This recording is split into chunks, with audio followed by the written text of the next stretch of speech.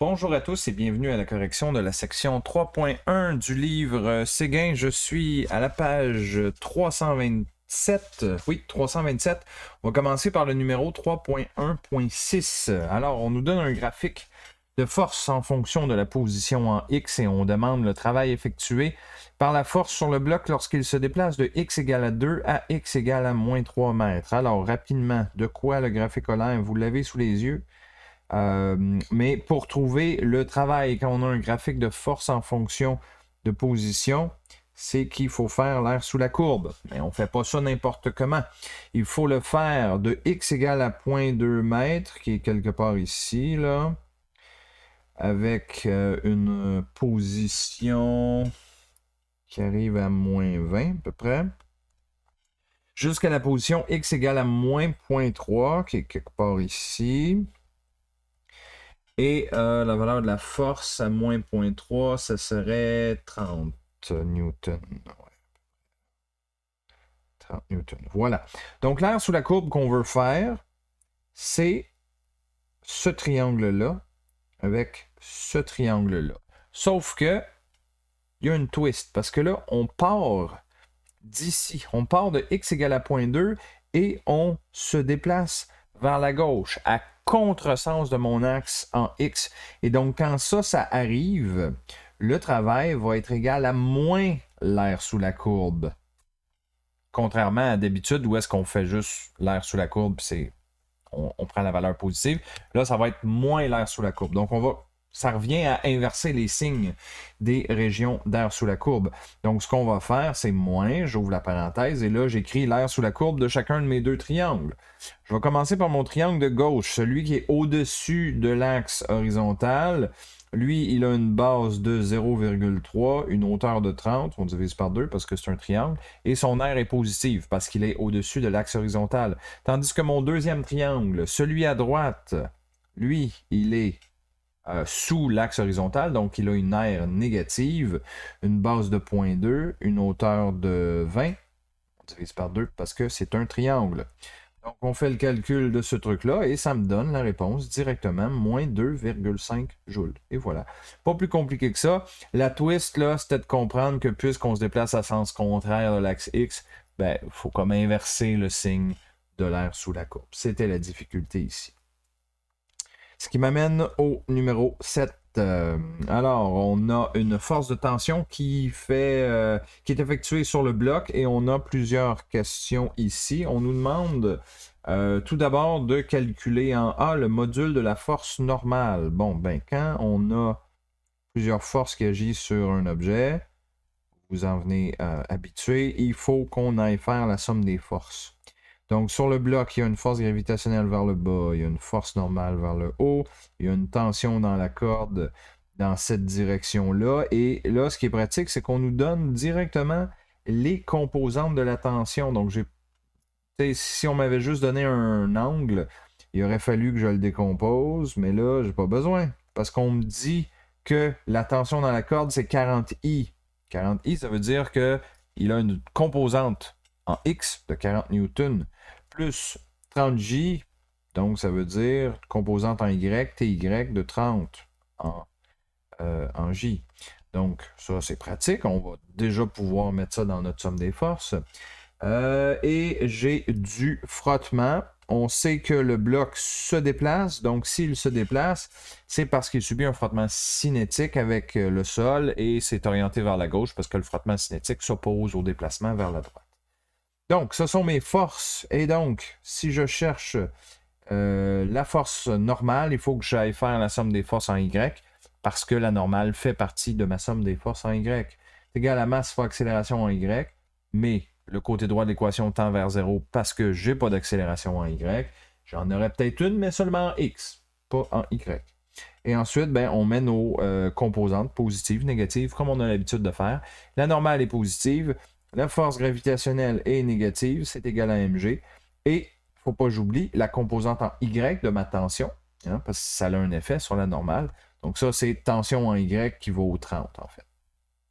Égal à 0. Donc, la normale va être égale à mg moins 30, hein, si j'envoie ça du côté droit. Donc, mg, c'est 100 parce qu'on nous donne le poids, 100 newtons. Hein.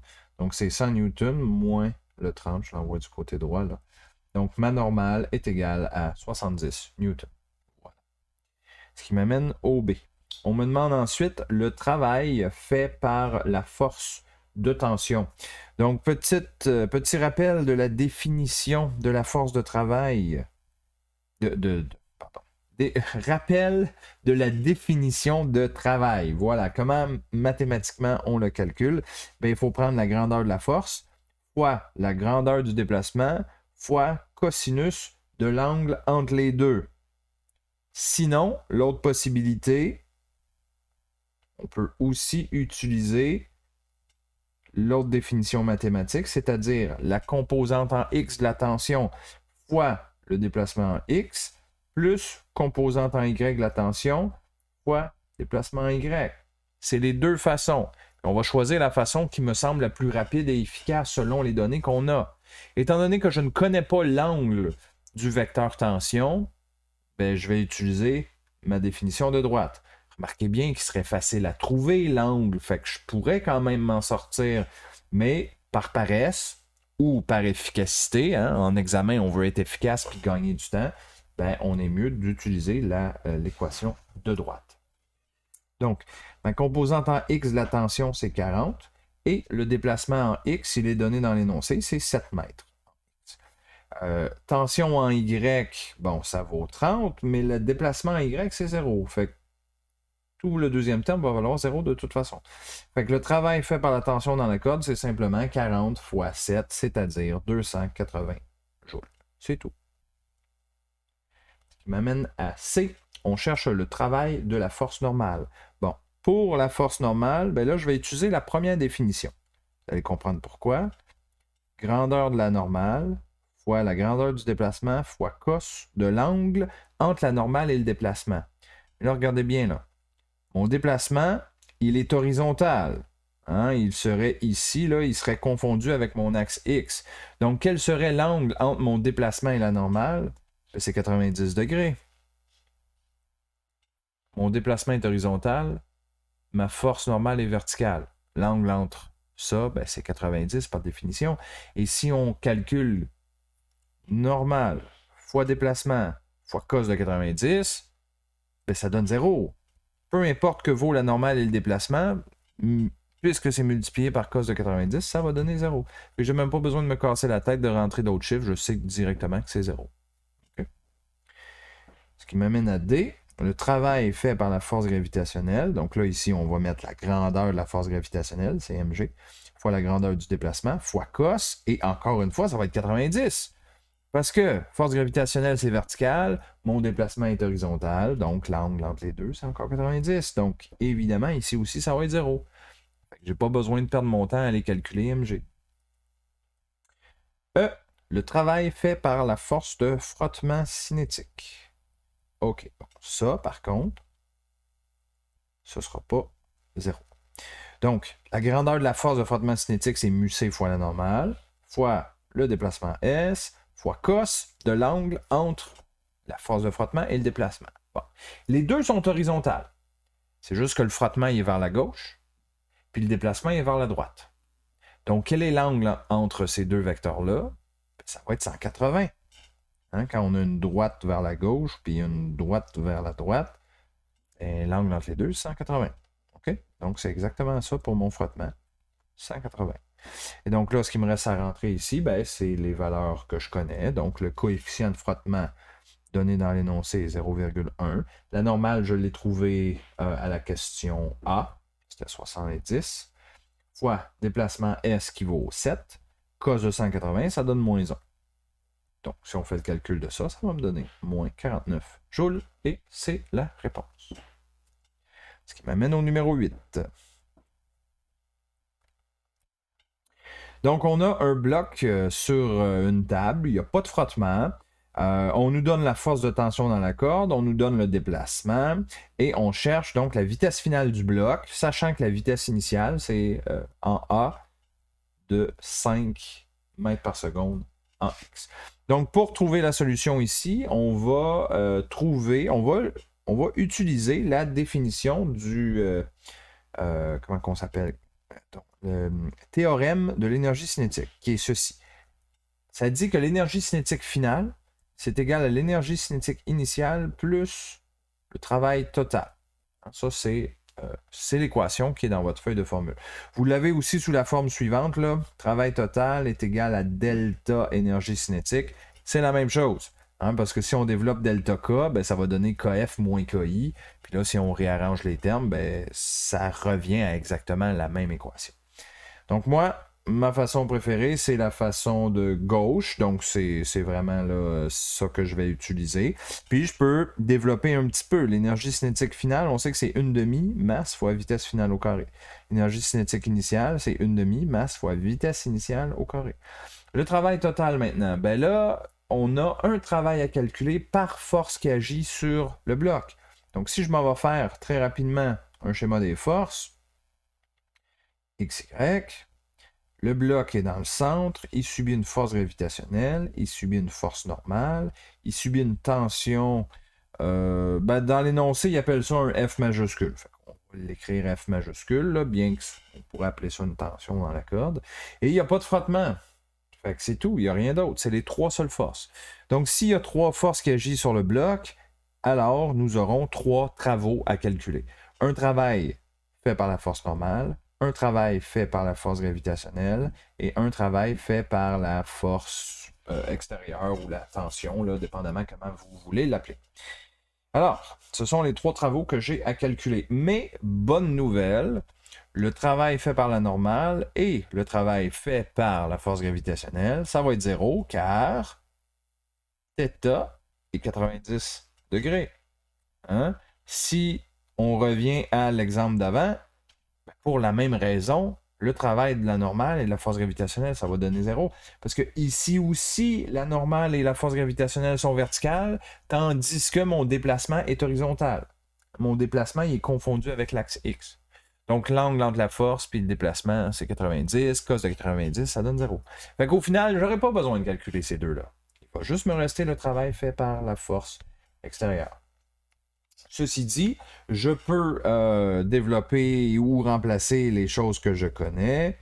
Je connais la masse du bloc, c'est 2 kg, donc 1/2 fois 2 fois vitesse finale au carré égale 1/2 fois 2 fois la vitesse initiale au carré. Bon, dans l'énoncé en A, on me dit que la vitesse initiale, c'est 5. Bon, parfait. 5 à la 2, plus, bon, là on a 0, plus 0. La définition du travail fait par la force F. Là, encore une fois, j'aurai 2 possibilités. Soit utiliser la première définition ici, celle avec cos de l'angle, ou la définition qui est ici. Ça va revenir pas mal au même, parce que je connais l'angle entre les deux, je sais que c'est 0. Ma force est horizontale vers la droite. Et c'est confondu avec mon déplacement, qui est aussi horizontal vers la droite. Fait que ça dérange vraiment pas, mais juste par paresse, encore une fois, je vais utiliser la deuxième façon de faire, c'est-à-dire composante en X de la force fois delta X. Puis là, il faudrait que je rajoute à ça composante en Y fois delta Y, mais il n'y en a pas de composante en Y. Fait que je vais juste oublier ça. Voilà, c'est ma définition de travail fait par la force en X. Et là, donc, je vais simplifier encore. Côté gauche de l'équation, le 1/2 annule le 2. Même chose dans l'énergie cinétique initiale. Donc, il me reste vitesse finale au carré égale 25, plus la force en X, c'est 3, fois le déplacement en X, c'est 4. Voilà. Donc, venez isoler la vitesse finale de cette équation-là et ça vous donne la réponse, tout simplement, 6,08 par seconde. Pas plus compliqué que ça. OK, très bien. On s'en va maintenant au B. Le B qui est très semblable, hein?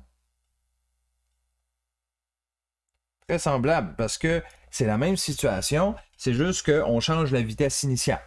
À la place d'avoir une vitesse initiale de 5, on va avoir une vitesse initiale de 6.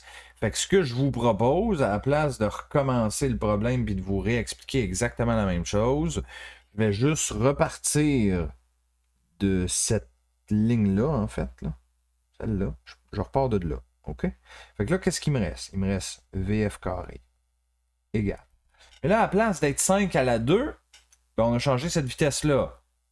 C'est une vitesse de 6 maintenant. Fait qu'on va mettre 6 à la 2. Plus, travail de la normale, c'est 0. Travail de la force gravitationnelle, c'est 0. Plus force en X fois delta X, ben ça n'a pas changé. On a encore une force de 3 puis un déplacement de 4. Voilà, c'est littéralement la seule différence. On a changé la vitesse initiale. Fait on vient encore une fois isoler la vitesse finale de cette équation-là. Et ben, c'est tout simple. Hein? Ça va nous donner 6,93 mètres par seconde. Voilà. Pour être tout à fait correct, je pense que la question nous demande pas juste le vecteur. C'est-à-dire que la vitesse, c'est un vecteur. Okay? Et la question, de la façon qu'elle est posée, il ne nous demande pas seulement le module du vecteur vitesse, il nous demande la vitesse finale. Donc, quand c'est pas explicitement demandé qu'on veut le module, c'est parce qu'on veut le vecteur. Donc, pour être tout à fait exact, là, ce que j'aurais dû écrire en A comme réponse finale, c'est ceci. Vitesse finale égale 6,08 I mètres par seconde, pour dire que la vitesse finale est en pointeur X. Et même chose pour le B, là, vitesse finale, ce sera 6,93 I mètres par seconde. Voilà. Bon, c'est un détail, mais c'est un détail qui peut être important là, en examen, là, surtout dépendamment de votre prof. Là. Tous les profs ne sont pas aussi exigeants quant à la notation ou à la façon qu'on pose la question. Là. Mais ça, c'est vous qui le savez, vous êtes mieux placé que moi. Alors, ce qui m'amène au numéro 9. Donc, on reprend l'exercice 3.1.8, sauf que maintenant, on ajoute un frottement.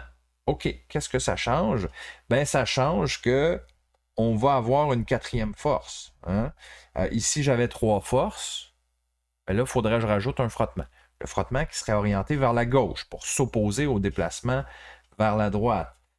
Donc là, encore une fois, il y aurait un A et un B. Là. Le A, c'est pour une vitesse initiale de 5i, puis pour le B, ben, vitesse initiale de 6i. Donc, mon théorème de l'énergie cinétique, de quoi il a l'air maintenant? Ben, c'est K final égale K initial plus le travail total.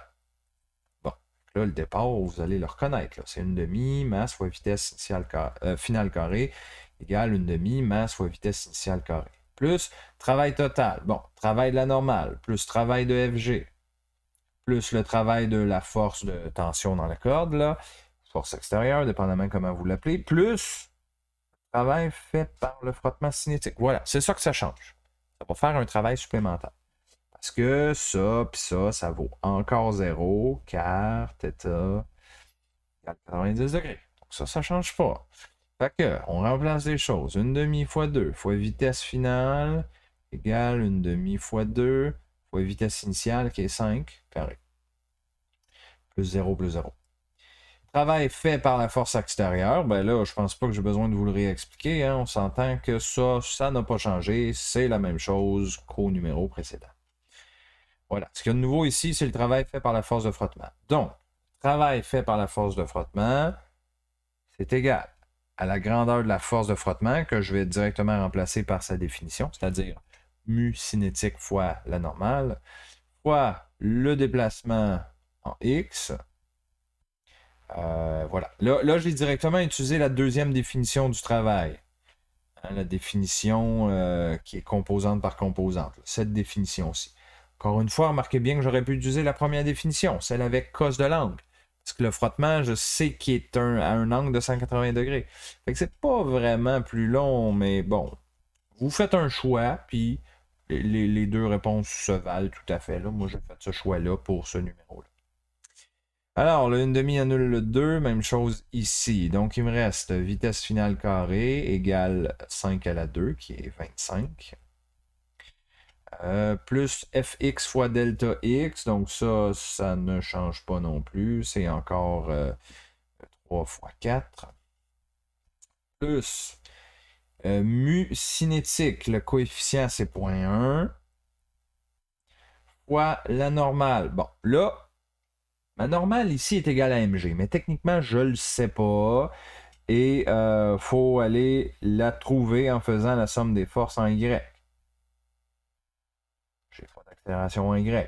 Les deux seules forces que j'ai verticales, ben, c'est la normale et mg. Mg qui est négatif parce que ça pointe vers le bas, égal à 0. Et donc, on est dans la situation où la normale est égale à mg, mais il faut quand même venir le démontrer par la deuxième loi de Newton. Sinon, votre prof risque de vous dire, ben là, d'où est-ce que tu as pris ça, toi, que la normale est égale à mg, tu ne me l'as pas démontré.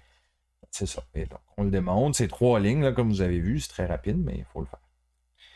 Donc, coefficient mu-c, ça vaut 0.1. La normale, ça vaut mg. OK, mg, c'est 2 fois 9.8. La masse, c'est 2. Fois delta x. Delta x qui vaut 4. Ah!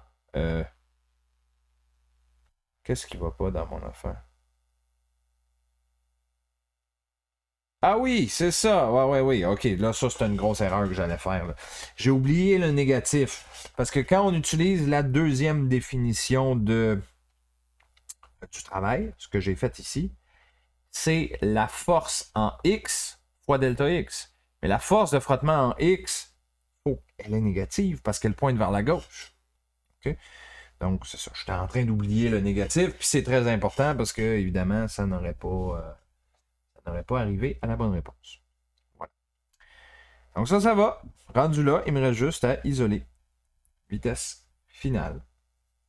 Si vous le faites, vous allez obtenir 5,4 mètres par seconde. Et encore une fois, là, si on veut être tout à fait correct avec la notation, on veut le vecteur vitesse.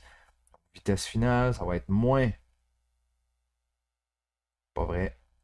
Juste 5,4 i mètres par seconde. Voilà. Très bien. Pour le B maintenant. Là, vous aurez deviné que, encore une fois, je ne recommencerai pas le numéro au complet. Je vais juste partir de cette ligne-là. Je vais me retrouver avec la même finale. À la place d'avoir 5 à la 2 comme vitesse initiale, ben, ça va être 6 à la 2. Donc, ça va être 36. Plus fx fois delta x, ben, c'est encore 3 fois 4. Plus la force de frottement, elle n'aura pas changé. Ça va rester moins 0,1 fois 2 fois 9,8. Le déplacement ne change pas non plus. C'est la même chose. Fois 4. Voilà, fait que c'est littéralement juste la vitesse initiale qui va dans l'énergie cinétique initiale qui a un impact. Donc on isole vitesse finale, vous devriez trouver 6,34 mètres par seconde. Donc si on la met en vecteur, c'est 6,34 en i mètres par seconde. Et voilà. C'est tout. Ce qui m'amène au numéro 10, 3.1.10. OK. Encore quelque chose de semblable. On a un bloc, on tire sur le bloc avec une corde, avec un angle. Ce coup-ci, on n'est pas parallèle au sol. C'est le même bloc qui a une force de 2 kg. La force extérieure est de 5 newtons. L'angle est de 51,3. On dit que le bloc se déplace de 4 et on cherche encore une fois la vitesse finale du bloc, sachant que la vitesse initiale en A est de 5 et en B de 6. Alors, le début, ben, vous l'aurez deviné. C'est exactement le même que l'autre. Théorème de l'énergie cinétique. Je vais me faire un petit schéma des forces ici. X, Y. Est-ce qu'on a du frottement? Non, pas de frottement. Donc, force gravitationnelle vers le bas. Force normale. Force de tension. Il l'appelle-tu tension? Moi, je vais l'appeler tension dans la corde. Comme ça. Avec un angle de 53. Voilà. Ce sont mes 3 forces. Donc, je vais avoir 3 travails à calculer dans W total. Bien que vous savez, comme moi maintenant, qu'il y en a 2 qu'on n'aura pas vraiment calculé. 1/2 fois 2 fois la vitesse initiale de 5. Travail de la normale. Travail de la force gravitationnelle. Et travail de la tension. Ça, c'est 0. Ça aussi. Car l'angle est de 90 degrés. OK. 1/2 annule le 2. Beaucoup de déjà vu ici, là. 25. Plus le travail de la tension. Bon, là, j'ai un angle. Fait que j'aurais avantage à tout simplement utiliser la première définition du travail, c'est-à-dire la grandeur de la tension fois la grandeur du déplacement fois cos de l'angle entre les deux. Et je connais cet angle-là, c'est 53,1. Parce que mon bloc se déplace vers la droite, donc horizontal, là, confondu en X, donc l'angle entre le déplacement et la force de tension, ben c'est directement le 53 points. Okay? Donc vitesse finale carrée égale à 25, plus la tension dans la corde est donnée, c'est 5. Le déplacement, c'est 4, cos de 53,1. Voilà, pas plus compliqué que ça. On isole vitesse finale. Et ça nous donne 6,08. Si on veut la réponse vectorielle, ce serait comme ceci, avec le petit vecteur flèche, 6,08 I mètres par seconde. Voilà. B, même chose. Je pense que là, vous venez habitué. J'ai pas besoin de recommencer, là. Vitesse finale au carré. À place d'être 5 au carré, parce que la vitesse initiale, c'était 5 en A, ben là, ça va être 6. 6 au carré, c'est 36. Plus le travail fait par la tension. Le travail fait par la tension ne change pas si ma vitesse initiale change. Fait que c'est la même chose. C'est encore 5 fois 4 fois cos de 53,1. Voilà, je ne m'éterniserai pas. On y va directement avec la réponse, puis en même temps, je vais vous donner tout de suite la réponse vectorielle. Donc, vitesse finale flèche égale 6,92 I mètres par seconde. Voilà. OK. Ensuite, on va faire le numéro 13. Bon, là, numéro 13, on change de registre un petit peu. 3.1.13. Donc, on a une voiture qui a une certaine vitesse et il va se mettre à freiner. On nous dit que 12 mètres plus loin, sa vitesse est égale à la moitié de sa vitesse initiale. Puis on veut savoir quelle distance supplémentaire elle va parcourir avant de s'arrêter. Puis on veut justifier en utilisant le théorème de l'énergie cinétique. OK. Commençons par se prendre un axe en X vers la droite, comme d'habitude, là, classique. On suppose aussi que ma voiture a une vitesse initiale vers la droite. Ça veut dire que lorsqu'elle va freiner, on est d'accord que son déplacement va être vers la droite. Hein? Elle est en train de se déplacer vers la droite. Puis quand tu freines, tu ne t'arrêtes pas immédiatement. Là. Ça prend une certaine distance. Donc, elle va quand même continuer de se déplacer vers la droite. Donc, si on se déplace vers la droite et qu'on freine, ça veut dire que la force effectuée par les freins, c'est du frottement, hein? Donc ça s'oppose au déplacement vers la droite. Et donc cette force-là, je vais l'appeler petit f parce que c'est du frottement. C'est pas dit si c'est du frottement cinétique ou statique, ça dépend si les roues de la voiture vont barrer sur la route. C'est pas vraiment important. OK? Fait qu'on va juste l'appeler petit f. Frottement, tout simplement. Bon. Et là, ici, je vais décomposer mon problème en deux étapes. OK? Première étape, je vais regarder la situation où est-ce que j'ai une vitesse initiale et que 12 mètres plus loin, ma vitesse est rendue à la moitié de la vitesse initiale. OK? Ça, je pars de ça. Donc, ça veut dire qu'après 12 mètres, donc après un delta X de 12 mètres, ma vitesse finale va être égale à la moitié de ma vitesse initiale. OK? Ça, c'est mes informations de ma première situation.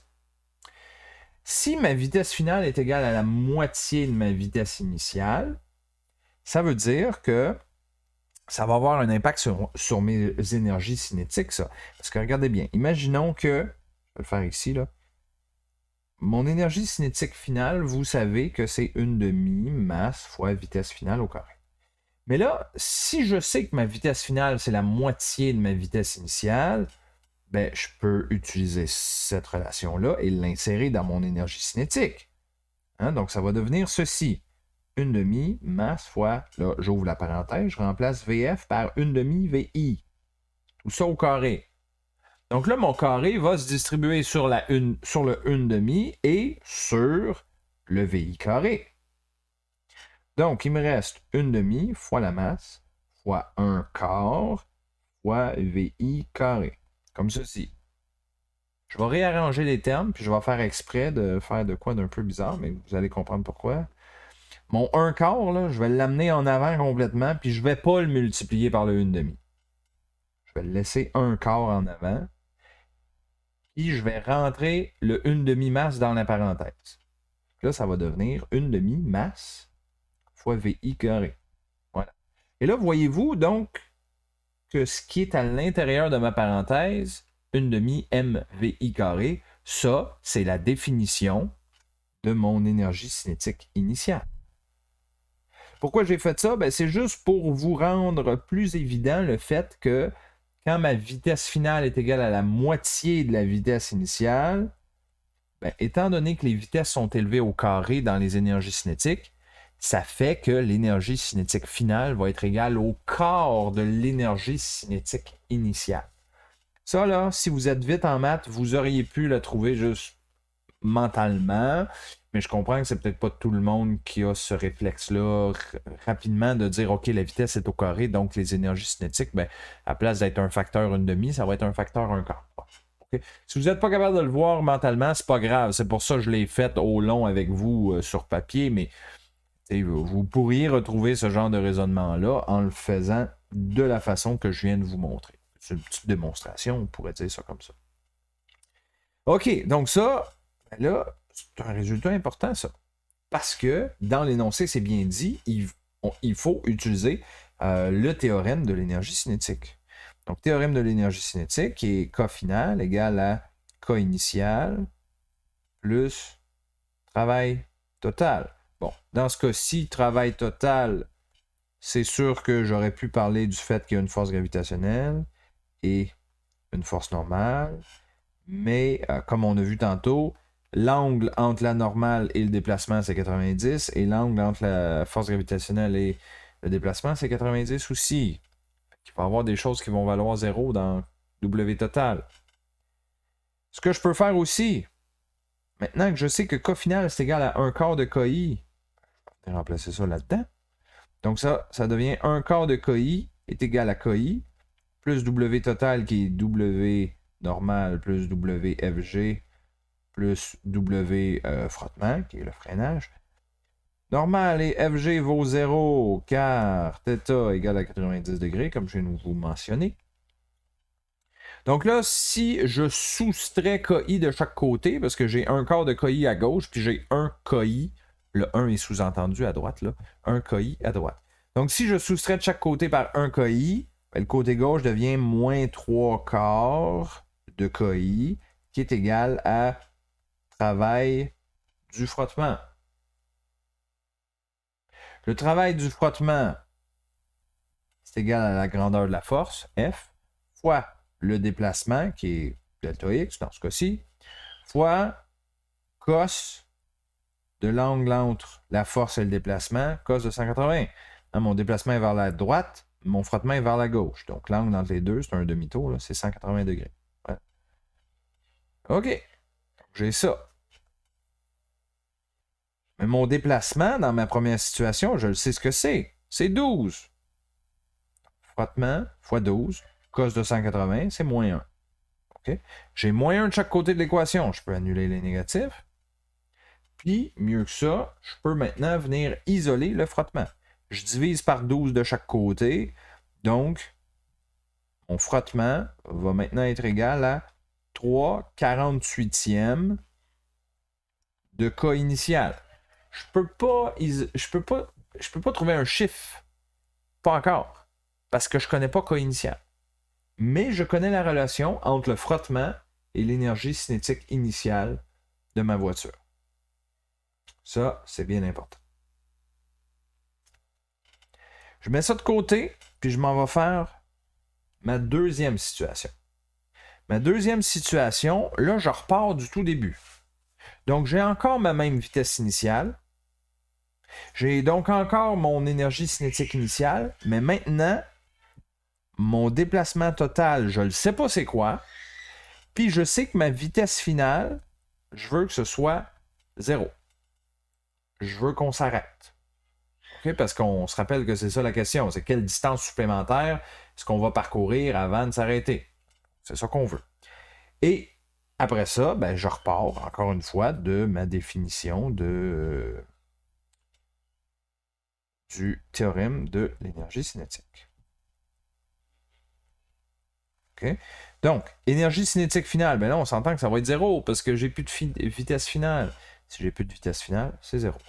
K initial, que je remplace par rien, je le laisse là. Travail total, ben là, comme tantôt, travail de la normale, plus travail de la force gravitationnelle, plus travail du frottement. Ça, c'est 0.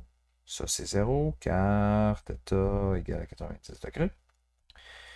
Donc, il me reste 0 égale K initial plus le travail fait par la force de frottement. C'est-à-dire valeur de frottement fois mon delta X qui est maintenant un inconnu, fois cos de 180. Ça ne change pas. Hein? Mon frottement est orienté vers la gauche, alors que mon déplacement est orienté vers la droite. L'angle entre les deux, c'est 180. Donc, KI plus, et là, mon frottement, on n'oublie pas que j'avais dit que c'était égal à 3/48e de KI. Ah, ça, c'est important, ça. Donc, je vais remplacer mon frottement par 3/48e de KI. 3/48e de KI fois delta X, qui est mon inconnu, fois cos de 180, qui est moins 1. OK. Là, je vais envoyer tout ce terme-là à gauche parce qu'il est fois moins 1. Donc, en l'envoyant à gauche, il faut que j'additionne ce terme-là. Donc, il s'en va à gauche et va redevenir positif quand je l'envoie à gauche.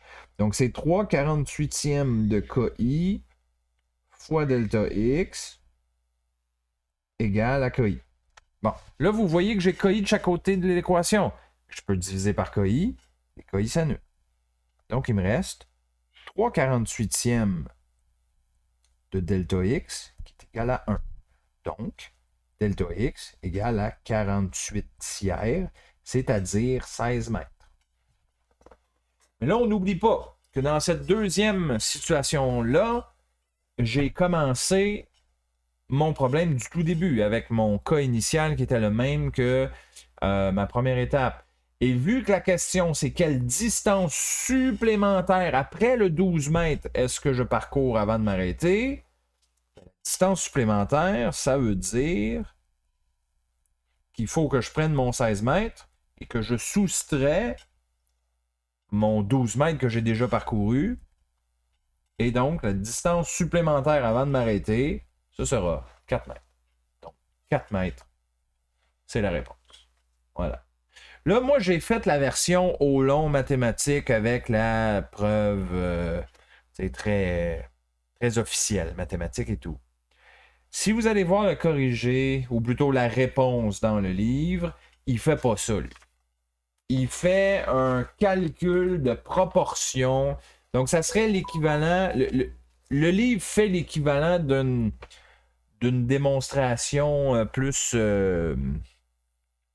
proportionnelle, disons.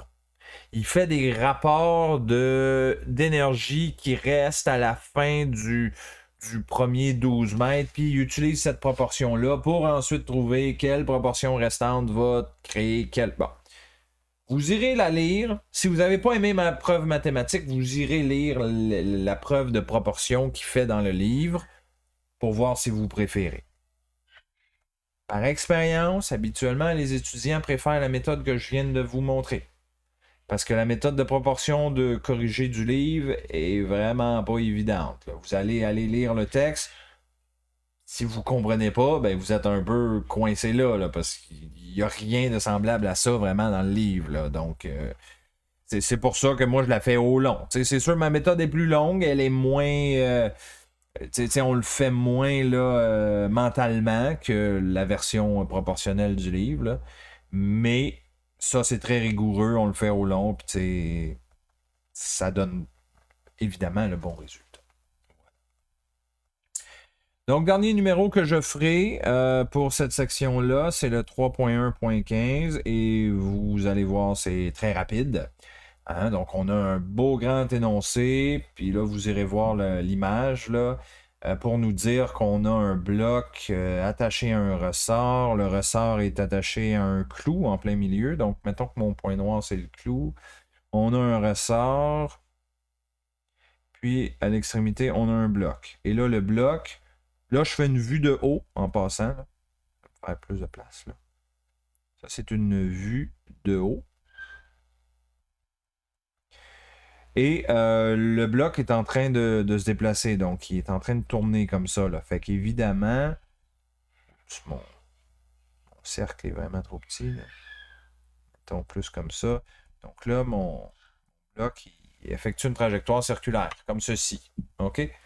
Évidemment, dans cette situation-ci, il y a plusieurs forces qui sont en jeu. Il y a une force normale, il y a une force gravitationnelle, il y a une force de rappel qui est due au ressort.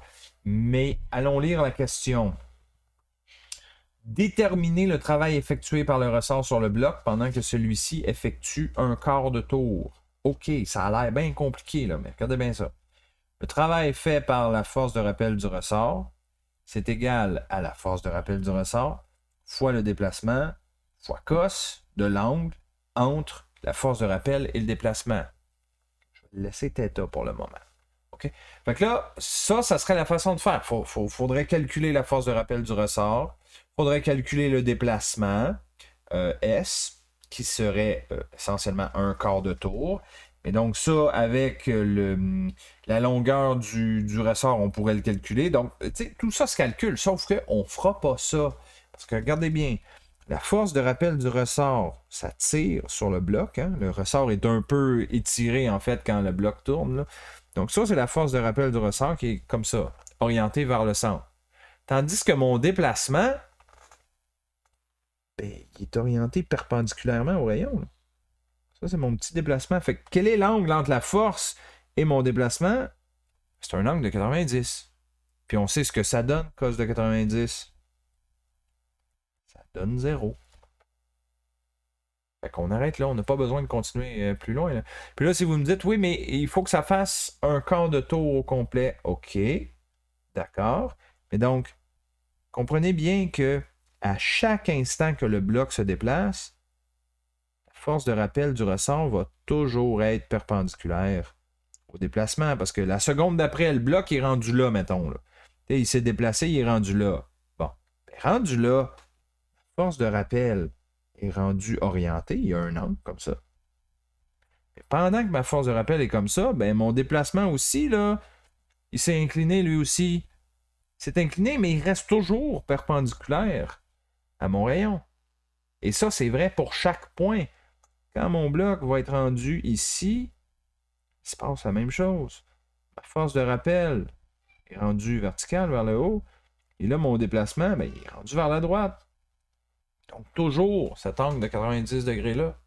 Donc, le travail fait par la force de rappel, ben, c'est toujours 0 parce que l'angle est toujours 90. Donc, pas besoin de se casser la tête d'aller chercher le déplacement puis la force de rappel. Ben non, ça donne 0.